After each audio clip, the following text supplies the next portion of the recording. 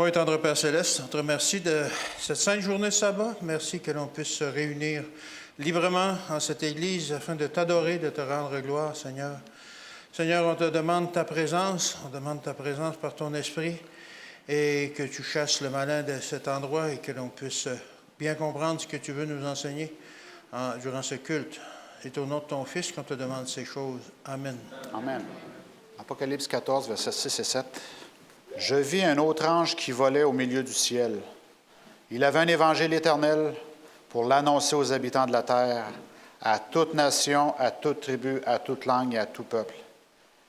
Il disait d'une voix forte, « Craignez Dieu et donnez-lui gloire, car l'heure de son jugement est venue, et adorez celui qui a fait le ciel, la terre, la mer et les sources d'eau. » Amen.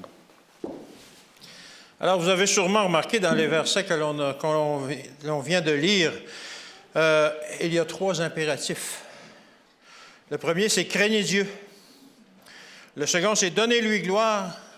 Et le troisième, c'est « Adorer celui qui a fait le ciel, la terre, la mer et les sources d'eau ».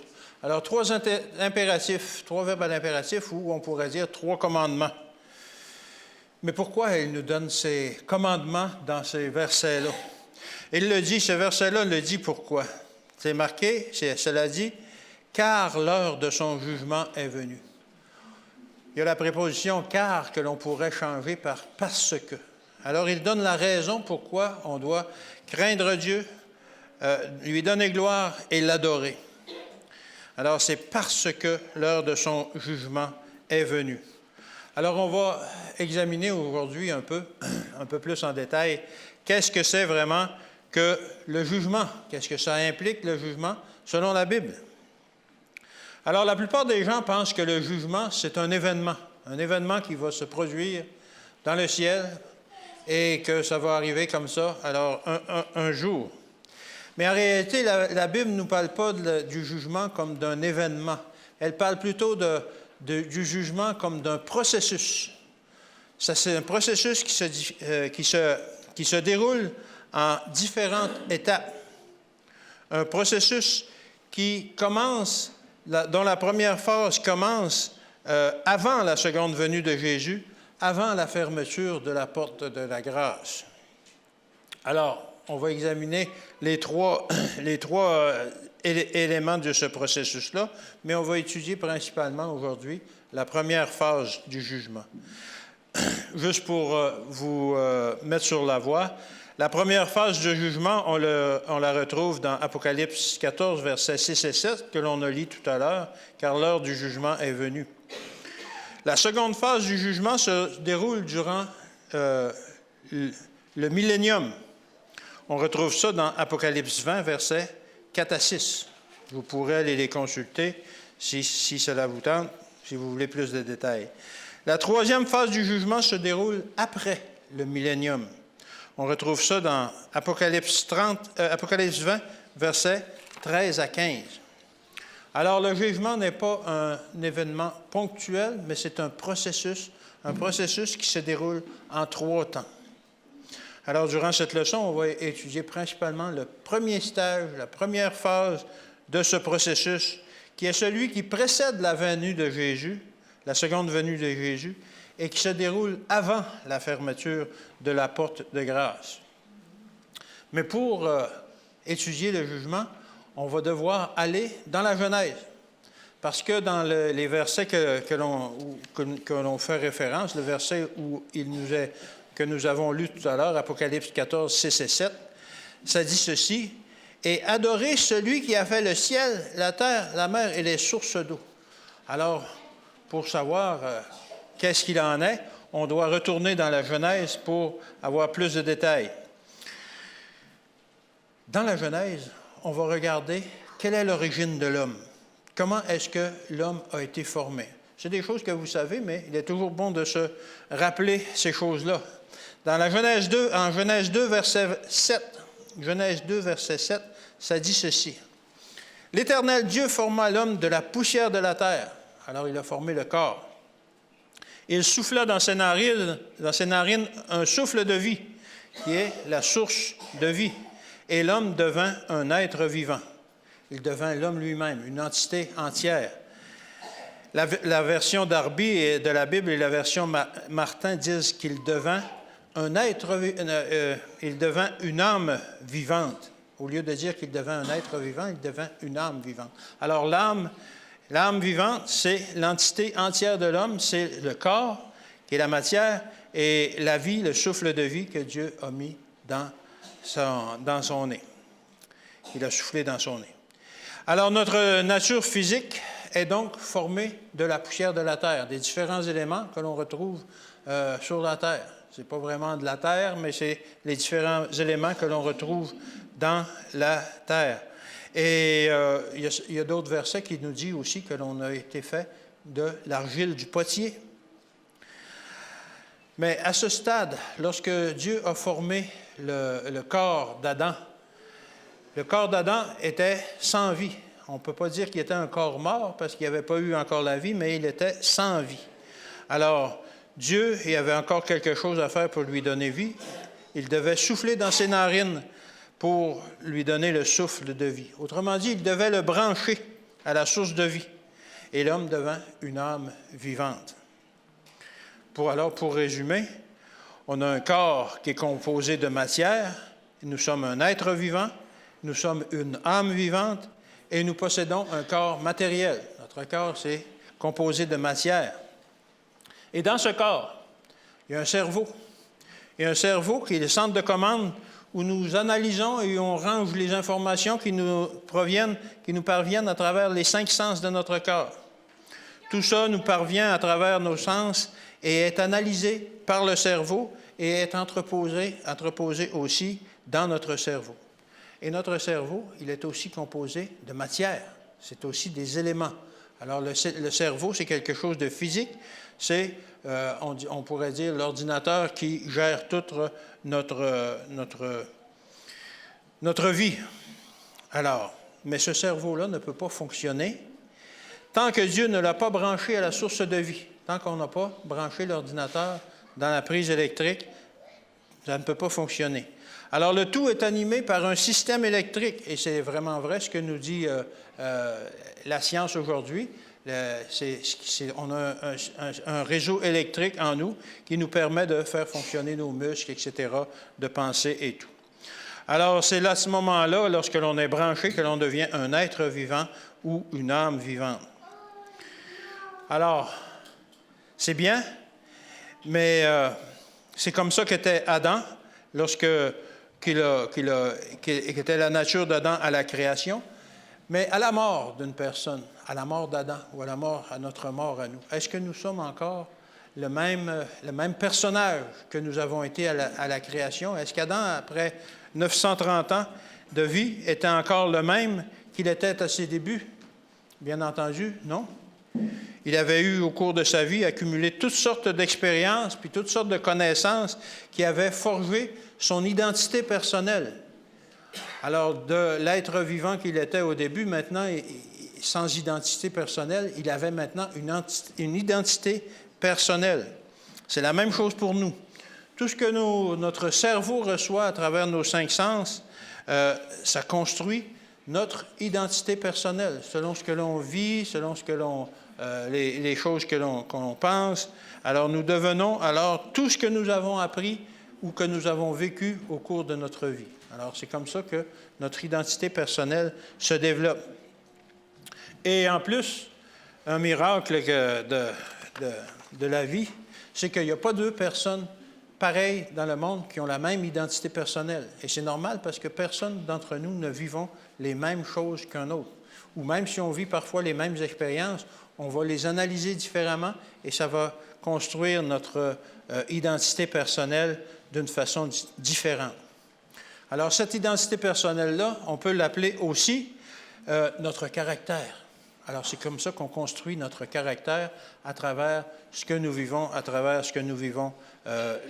au cours de notre vie.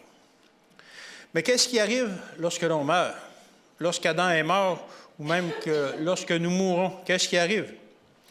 Alors, il y a un verset qui décrit très bien l'état des morts, c'est Ecclésiaste 12, versets 6 et 7. Ecclésiaste 12, versets 6 et 7. Ça dit ceci.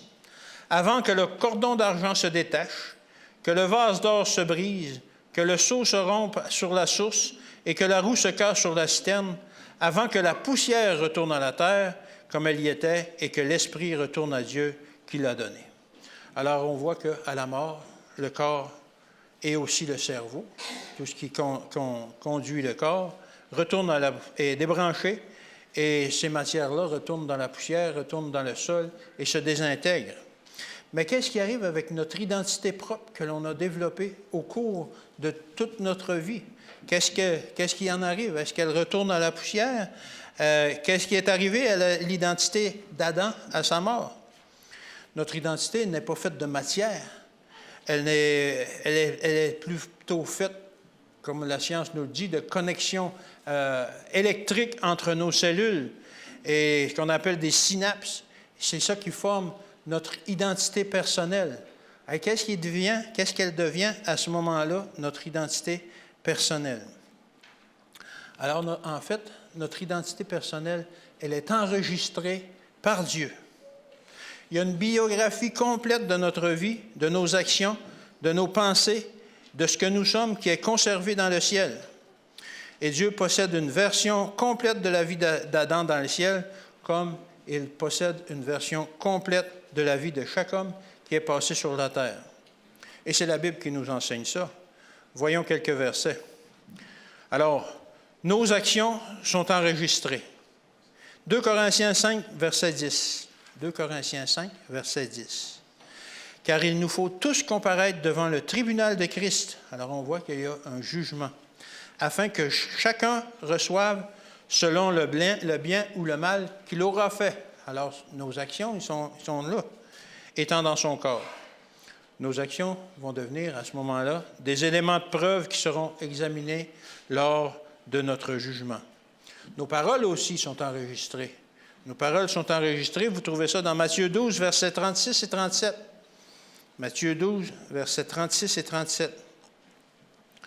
Je vous le dis, au jour du jugement, les hommes rendront compte de toute parole vaine qu'ils auront proférée, car par tes paroles tu seras justifié et par tes paroles tu seras condamné. Alors nos paroles vont nous justifier ou nous condamner. Alors il y a un jugement là, qui exerce et nos paroles vont être justement utilisées comme preuve, comme pièce à conviction lors de notre jugement. Nos travaux et nos secrets sont aussi enregistrés. Dieu n'enregistre pas seulement les choses visibles, mais il enregistre aussi les choses à l'intérieur de nous, les choses invisibles pour les autres. On trouve ça dans Ecclésiaste 12, versets 13 et 14. Ecclésiaste 12, 13 et 14. Écoutons la fin du discours. Crains Dieu et observe ses commandements, c'est là ce que doit faire tout homme, car Dieu amènera toute œuvre en jugement au sujet de ce qui est caché, soit bien ou soit mal. Alors, tout ce qu'on va avoir caché, tout ce qu'on a caché dans notre esprit, nos pensées, etc., vont servir aussi de preuve, de pièce à conviction lors du jugement. Toutes ces pensées, toutes ces actions, toutes ces œuvres sont enregistrées à quel endroit? Dans les livres, dans des livres. Apocalypse 20, verset 12. Apocalypse 20, verset 12. « Et je vis les morts, les grands et les petits, qui se tenaient devant le trône. » Alors, c'est le jugement. « Des livres furent ouverts, et un autre livre fut ouvert, celui qui est le livre de vie, et les morts furent jugés selon leurs œuvres, d'après ce qui était écrit dans ces livres. » Alors, il est question de deux types de livres ici. Il y a les livres et il y a le livre. Quelle est la différence entre les deux?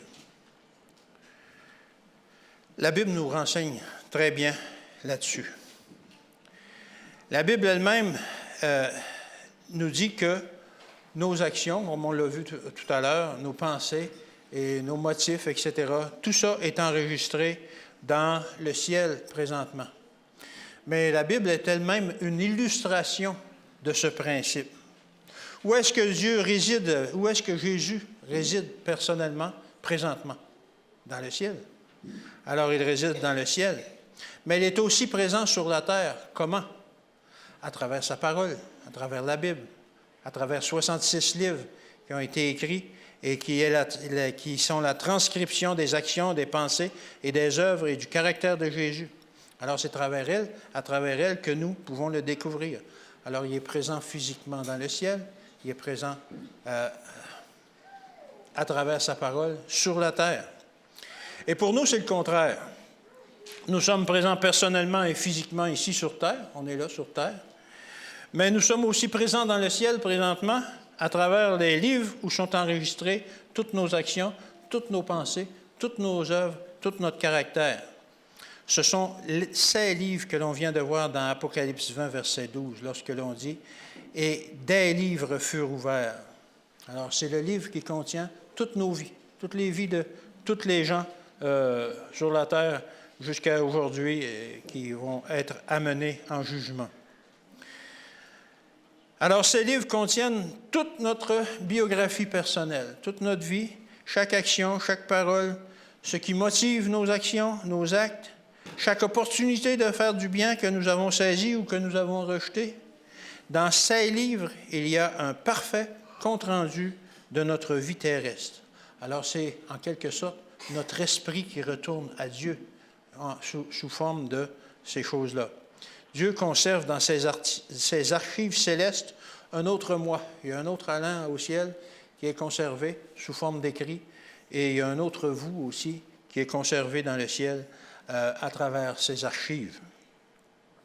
La Bible nous parle de livres où tout est enregistré, mais je suis sûr que si aujourd'hui la Bible était écrite aujourd'hui, Dieu parlerait plutôt d'ordinateur, de clés USB, de disques durs, de gigaoctets ou de toutes sortes de choses comme ça pour nous faire comprendre qu'effectivement, il y a un stockage de toute notre vie qui est fait dans le ciel.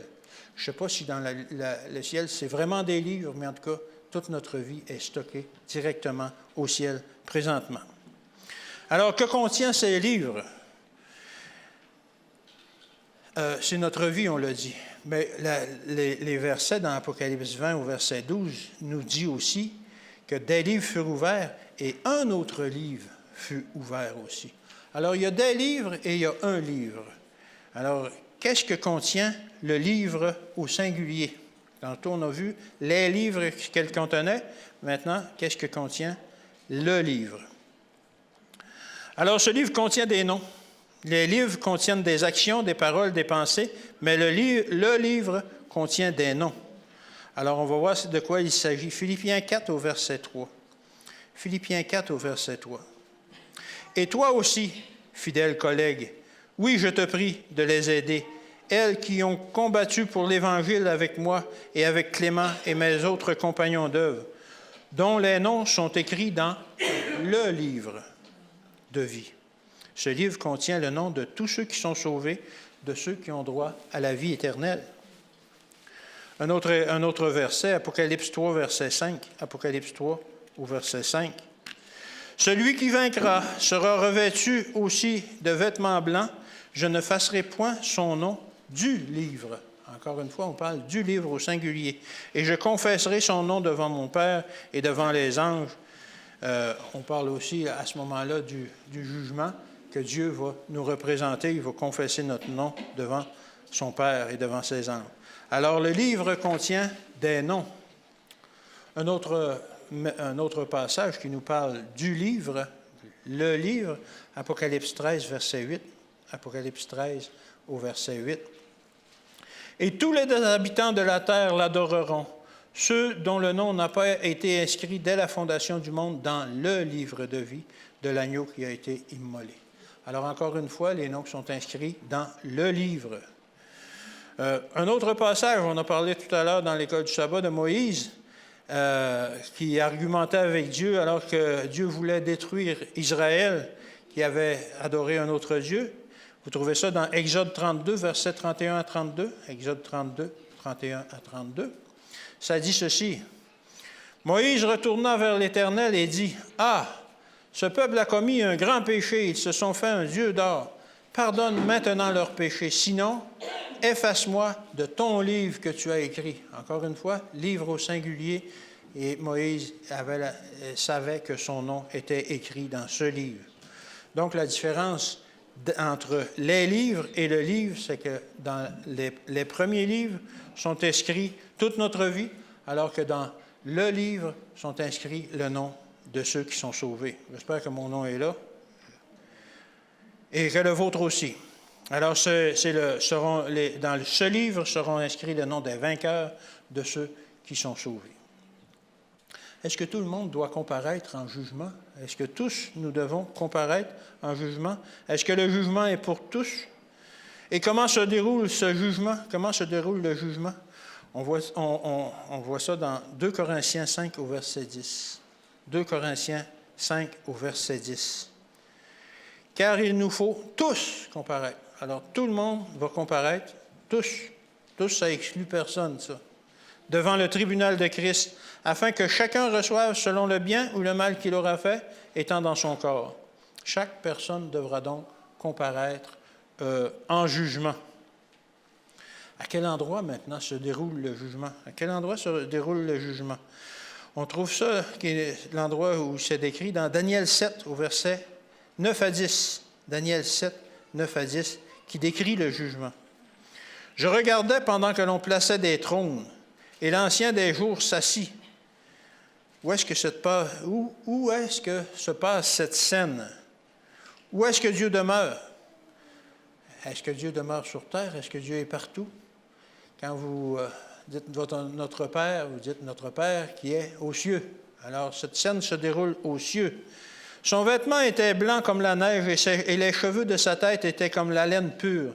Son trône était comme des flammes de feu et les roues comme un feu ardent.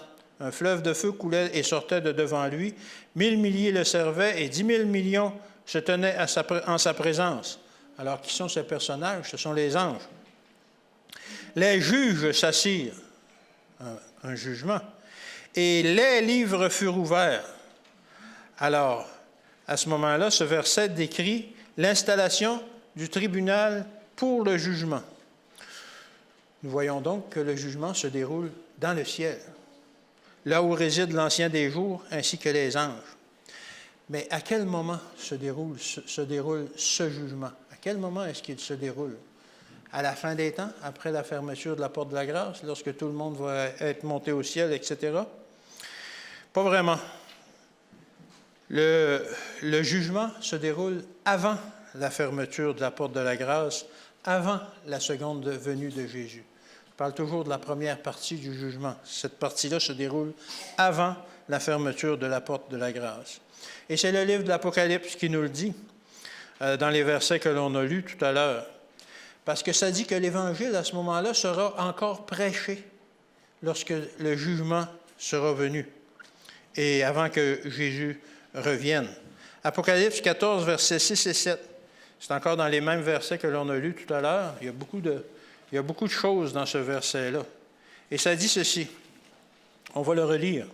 « Je vis un autre ange qui volait par le milieu du ciel, ayant un évangile éternel pour l'annoncer aux habitants de la terre. » Alors, on voit que l'Évangile est encore prêché sur la terre à ce moment-là. On va voir plus tard que le jugement est venu.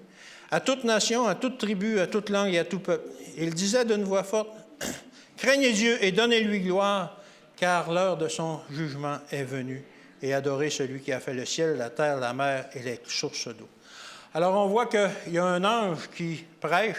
En réalité, l'ange, c'est les gens, ce sont les messagers qui prêchent à ce moment-là, qui a l'Évangile éternel, qui le prêche à toute nation, toute tribu. Et il disait d'une voix forte, au même moment, parce que l'heure de son jugement est venue.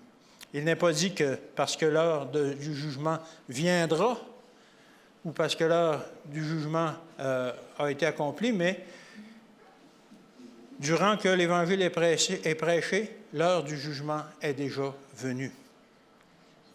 Alors, le jugement, la première partie du jugement, se déroule avant la fermeture de la porte de la grâce, avant que Jésus ne revienne. Et c'est normal. Il faut que, lorsqu'il reviendra, il faut savoir qui il va emmener au ciel. Alors, cette partie-là du jugement se déroule avant, durant que l'Évangile est encore prêché, donc avant la fermeture de la porte de grâce. Sinon, ça ne servirait à rien de prêcher l'Évangile si la porte de la grâce serait fermée et que Jésus était à son retour. Il n'y a plus personne qui pourrait être sauvé de toute façon. Alors, le jugement se déroule aujourd'hui, on le sait, dans le ciel présentement. Et qu'est-ce qui va se passer? Pourquoi le jugement? Et quand est-ce que les jugements ou les rétributions seront rendues? Que les sentences qui auront été déterminées durant le jugement seront publiées? Quand est-ce que ça va arriver? Dans Matthieu 16 au verset 27. Matthieu 16, verset 27, ça nous dit quand? Car le Fils de l'homme doit venir dans la gloire de son Père avec ses anges, et il rendra à chacun selon ses œuvres. Alors la première partie du jugement se fait avant son retour, et lorsqu'il vient, il vient avec les rétributions. Il va rendre à chacun selon leurs œuvres. Un autre verset qu'on pourrait dire pour appuyer ceci, Apocalypse 22, verset 12, c'est Jésus qui dit, Apocalypse 22, verset 12, « Voici, je viens bientôt, et ma rétribution est avec moi pour rendre à chacun ce qu'est son œuvre. » Alors, lorsque Jésus revient, il revient avec les sentences. Il revient avec les sentences qu'il va appliquer. Mais lors du jugement, lorsque le jugement se déroule, où sont les morts? Où est-ce que sont les morts et comment est-ce qu'ils peuvent être jugés? Dans Jean 5, au verset 28-29, ça dit ceci.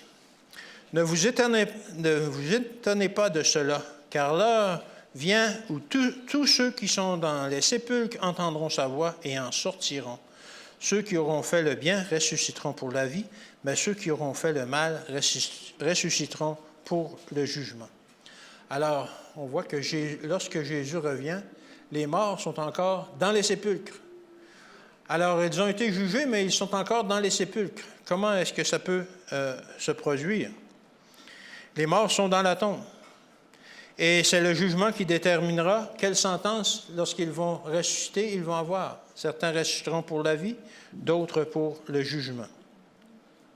Alors, si les morts sont dans leur tombe jusqu'à ce que le jugement vienne et que les vivants sont sur la terre lors du jugement, comment est-ce qu'ils pourront tous paraître devant le tribunal de Christ au ciel avant sa venue? Parce que le jugement se fait au ciel et qu'on a dit que tous doivent paraître devant le tribunal de Christ. Alors, comment est-ce qu'on paraît devant le tribunal de Christ alors qu'on est sur la terre et que les morts, eux, sont dans le tombeau? Alors, pour savoir comment est-ce que ça va se produire, comment est-ce qu'on va comparaître devant le tribunal de Dieu, on doit tout d'abord savoir ce qu'est l'esprit humain. Il y a un verset qui nous dit qu'on est composé corps, de l'âme et l'esprit. Qu'est-ce que l'esprit humain? Il y a beaucoup de gens qui se disent aujourd'hui que, on est esprit et qu'on retourne, on est jugé par notre âme qui est présente auprès de Dieu, etc. Mais ce n'est pas ça que la Bible nous dit qu'est l'esprit humain. La Bible nous dit que l'esprit humain, c'est l'individualité de la personne qui est le caractère de chacun. Il n'est pas dit en ces mots-là, mais on va voir quelques références. Je vous invite à prendre Luc 8, versets 52 à 55. Luc 8, versets 52 à 55. « Alors tous pleuraient et se lamentaient sur elle. Alors Jésus dit, « Ne pleurez pas, elle n'est pas morte, mais elle dort. » Et ils se moquaient de lui, sachant qu'elle était morte. Elle était vraiment morte, mais on sait que Jésus compare la mort à un sommeil. Alors, ça continue au verset 54. « Mais il la saisit par la main, et d'une voix forte, il dit, « Enfant, lève-toi. » Et l'esprit revint en elle. Vous n'avez pas lu avec moi. Et son esprit revint en elle à l'instant, et elle se leva. Et Jésus ordonna qu'on lui donnât à manger. Alors, ce n'est pas seulement la capacité de respirer qui est revenue dans l'enfant qui était mort, mais aussi son esprit. Tout ce qu'elle avait vécu auparavant, tout ce qui faisait elle avait une entité propre, une identité personnelle, est revenu. Et c'est revenu à un tel point que c'était la continuité de ce qu'elle avait vécu avant, que Jésus lui a dit, donnez-lui à manger, elle a faim. Parce qu'il savait qu'elle avait faim quand elle était décédée. Alors elle est revenue, elle avait encore faim. Alors on voit qu'on a chacun notre identité propre. Notre esprit, c'est notre identité. Et il y a d'autres versets qui nous montrent ça. On va prendre Acte 7, Acte 7, versets 57 à 60.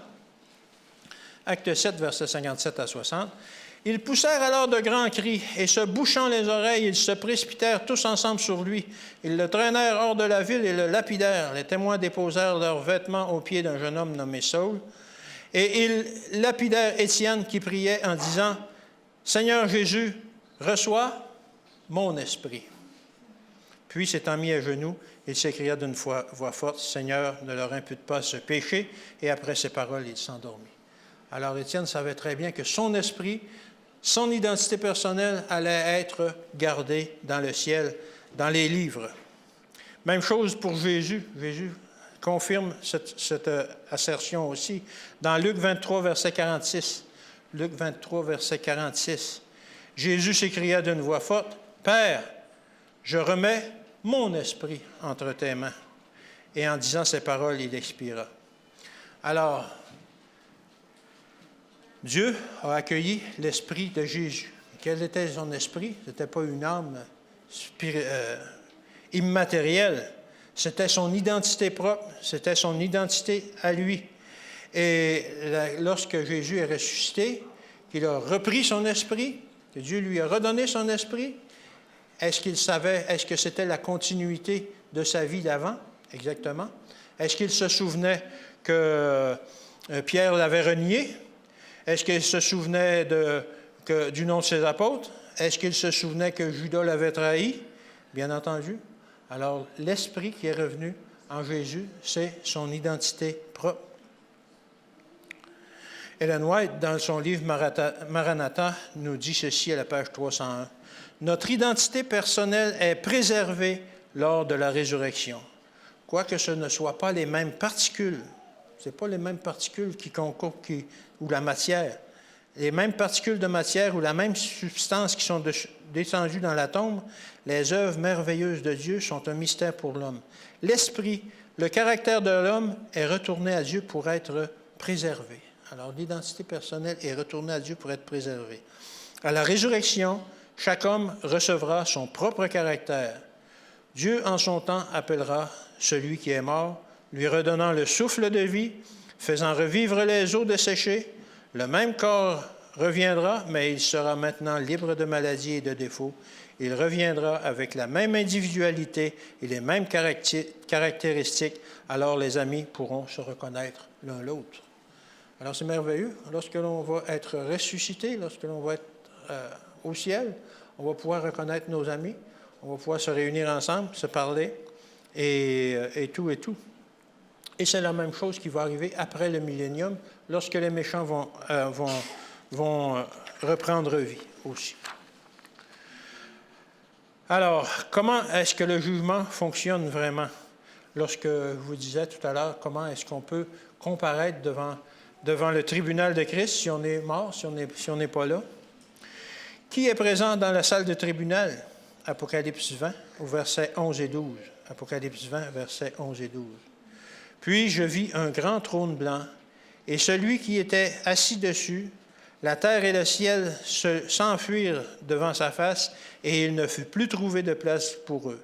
Et les morts, les grands et les petits, qui se tenaient devant le trône, comment est-ce que les morts peuvent se tenir devant le trône? Ils sont morts, puis ils sont dans la terre. Des livres furent ouverts. Ah, OK. Ils se tiennent en la présence de Christ, en la présence du juge, par les livres qui furent ouverts. Et un autre livre fut ouvert, celui qui est le livre de vie. Et les morts furent jugés selon leurs œuvres, d'après ce qui était écrit dans ces livres.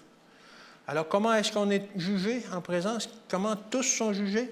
Par ce qui est écrit dans ces livres. C'est ça qui sert d'évidence, qui sert de preuve. Si nous étions vraiment là, physiquement, en présence de Dieu lors du jugement, on n'aurait pas besoin d'ouvrir les livres. Il nous demanderait juste qu'est-ce qui s'est passé et on aurait juste à rendre des comptes. Mais maintenant, les livres sont ouverts et c'est à travers ces livres que l'on comparaît devant le tribunal de Dieu. Et quel sera le critère pour effectuer le jugement, c'est la loi de Dieu. Jacques 2, verset 12. Jacques 2, verset 12. Parlez et agissez maintenant devant être jugés par une loi de liberté. Alors notre vie écrite dans les livres sera comparée à la loi. Comme on a tous désobéi à la loi, on est tous coupables. On a tous droit à la condamnation. Tous ont désobéi et sont donc coupables. On trouve ça dans Romains 3, verset 10. Romains 3, 10. Et verset 10, verset 19 et verset 23. Selon ce qu'il est écrit, il n'y a point de juste, pas même un seul. Alors, il semble que l'on part perdant lorsqu'on comparaît devant le tribunal. Verset 19. Or, nous savons tout ce que dit la loi. Elle le dit à ceux qui sont sous la loi, afin que toute bouche soit fermée et que tout le monde soit reconnu coupable devant Dieu. Alors, on est tous reconnus coupables devant Dieu en partant.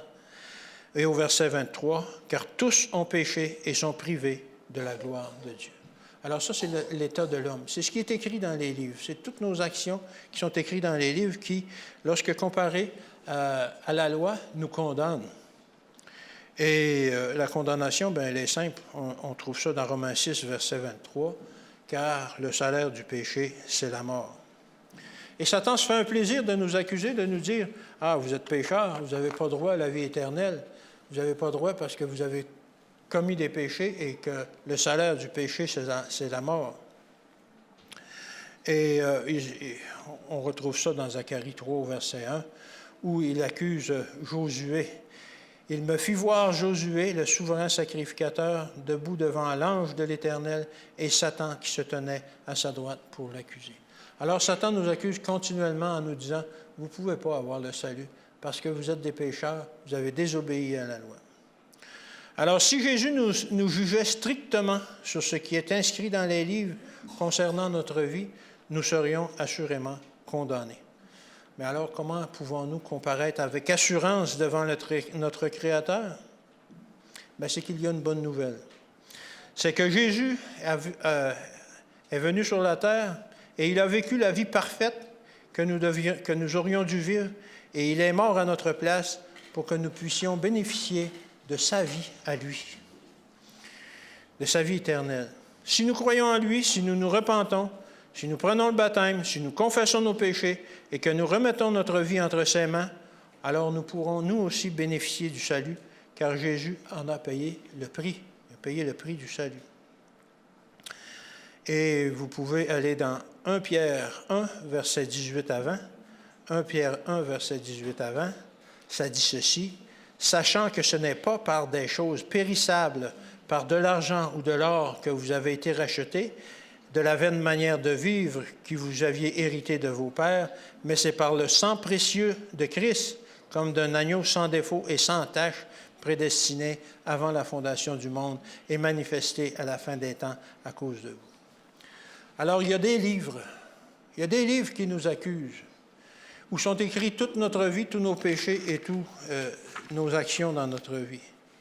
Mais par la grâce de Dieu, à côté de toutes ces actions-là, que l'on a remis à Dieu, c'est écrit « pardonner ». Et c'est par ce moyen-là que l'on peut justement comparaître avec foi devant le tribunal de Christ et bénéficier du salut qu'il a déjà préparé pour nous. Alors c'est mon souhait et ma prière que tous nous soyons conscients du grand pardon que Dieu fait pour nous, que Jésus a fait pour nous, a obtenu pour nous, et que nous puissions nous en saisir, parce que c'est une bonne nouvelle, la bonne nouvelle qui doit être prêchée par tout le monde. Merci. Bon et tendre Père Céleste, oui Seigneur, gloire à toi. Gloire à toi Seigneur qui a pourvu dès le début d'un plan de salut pour l'homme pécheur. Merci Seigneur que par ton sang, tu as écrit dans les livres, à côté de nos actions, pardonner. Seigneur, on te demande d'être avec nous chaque jour de notre vie pour que l'on puisse rester accroché à toi, que l'on puisse continuer à être ton enfant et à te faire confiance pour ce salut, Seigneur. Seigneur, fais aussi que l'on puisse obéir à ta parole. Et on te demande de veiller sur chacun d'entre nous au cours de la semaine qui vient, de nous bénir et de nous protéger. C'est au nom et par les mérites de ton Fils qu'on te demande ces choses. Amen.